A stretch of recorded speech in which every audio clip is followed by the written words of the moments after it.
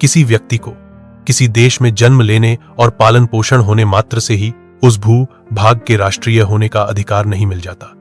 इसके लिए उसमें तदनुरूप मानसिक प्रतिमान की आवश्यकता होती है। राष्ट्रीयता के लिए मानसिक निष्ठा एक ऐसा तत्व है जिसे संपूर्ण संसार स्वीकार करता है। हमारे लिए यह प्राचीन कथा उपदेशप्रद हो सकती है। एक बार एक सिंहिनी को वन में घूमते हुए एक छोटा सियार का बच्चा मिल गया। उसे वह अपनी गुफा में ले आई। सिंहिनी के अपने भी बच्चे थे।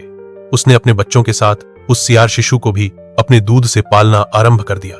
वे सब बड़े होने लगे और भाई भाई की भांति खेलने लगे। एक बार जब वे एक घने जंगल में थे तो उसी मार्ग से एक हाथी आया। सियार का बच्चा उस विशालकाय पशु को देखकर भय से चिल्लाने लगा और अपने भाइयों को भाग चलने के लिए कहने लगा। सिंह के शावक ने कहा, तुम तो मूर्ख हो। कितने दिनों बाद तो हमें इतना अच्छा शिकार मिला है। यदि तुम्हें भय है तो तुम घर जाओ, हम तो लड़ेंगे। वह सियार का बच्चा दौड़ता हुआ गुफा में आया और उसने सिंहिनी से कहा, मुझ ज्येष्ठ के उपदेश पर ध्यान नहीं देने से वे छोटे भाई कैसे भारी संकट में पड़ गए थे।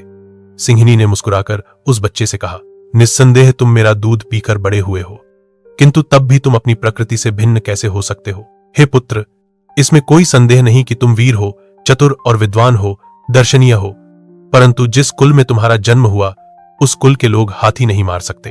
हे पुत्र, इसमें कोई संदेह नहीं कि तुम वीर हो, चतुर और विद्वान हो, दर्शनीय हो, परंतु जिस जिस कुल में तुम्हारा जन्म हुआ उस कुल के लोग हाथी नहीं मार सकते।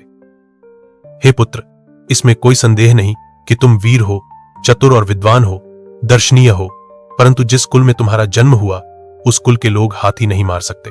यही बात राष्ट्रों के संबंध में भी लागू होती है। किसी विशिष्ट प्रदेश में साधारण रूप से निवास मात्र ही समान चारित्र्य एवं गुणों से संपन्न एकात्म राष्ट्रीय समाज का निर्माण नहीं कर सकता।